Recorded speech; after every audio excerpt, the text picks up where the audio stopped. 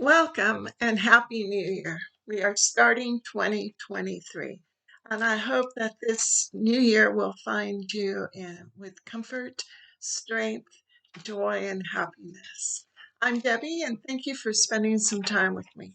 Today, I thought I would look a little bit at the history of New Year celebrations and even how we got to the Gregorian calendar, which is the one that most of the world follows today.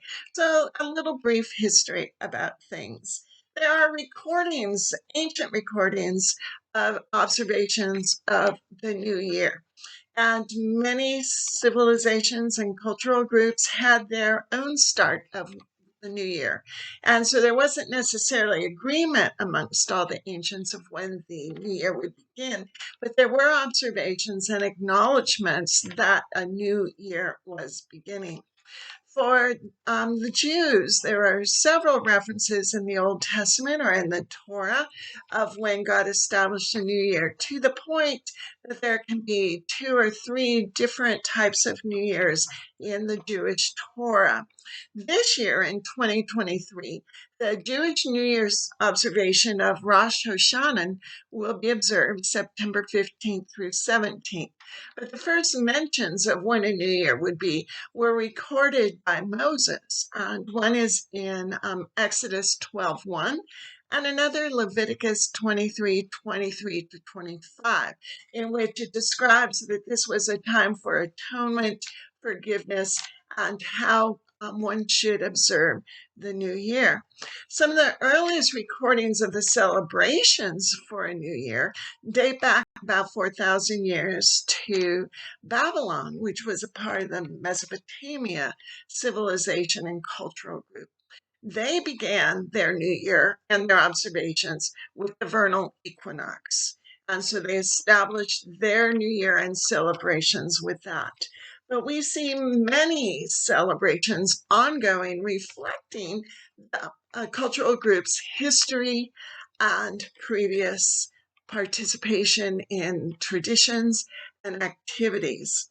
So this year in 2023, the Chinese New Year will be on January 22nd.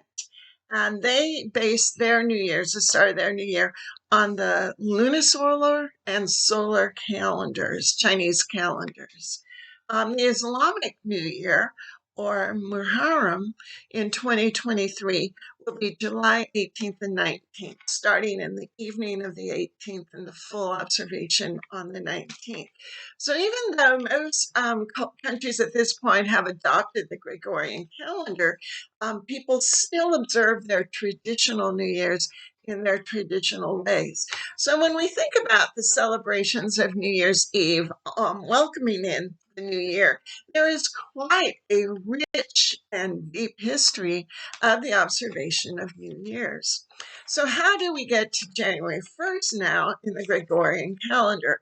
Well, again, there is a rich tradition and history of different cultural groups and different civilizations establishing their years through calendars.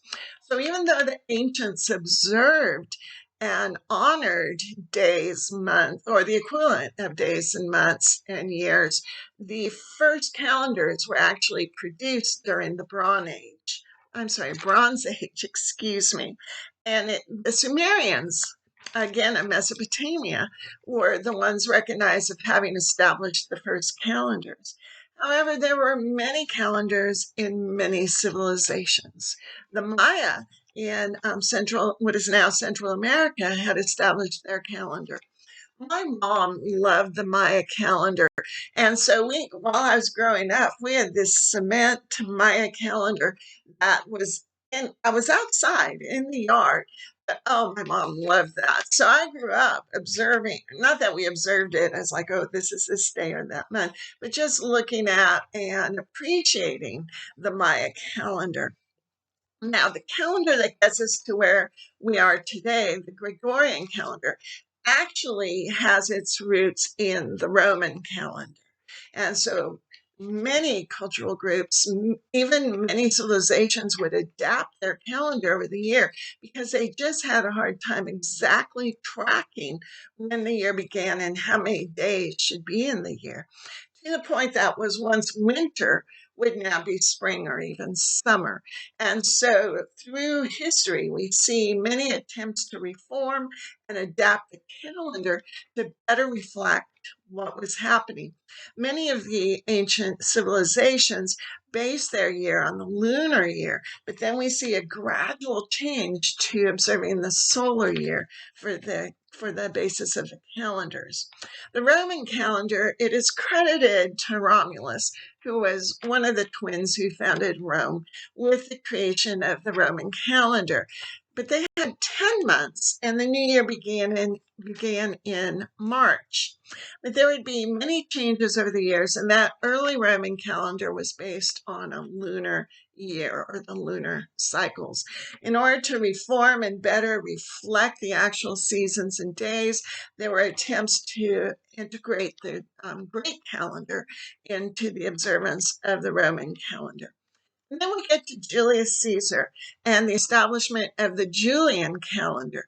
So it was in 46 BC that Julius Caesar decided to reform the Roman calendar to better reflect. As a part of that, they added 2 months to the calendar, and they started the new year in Janus or January in honor of the Roman god Janus. So they started reflecting the solar year at this point, and they would add a leap day every 4 years. But they were still off a bit, and they kept trying to adjust to better reflect the actual year. And then we get to 1582 with Pope Gregory the 13th. And he proclaimed that there would be adjustments to the calendar, and that established the Gregorian calendar.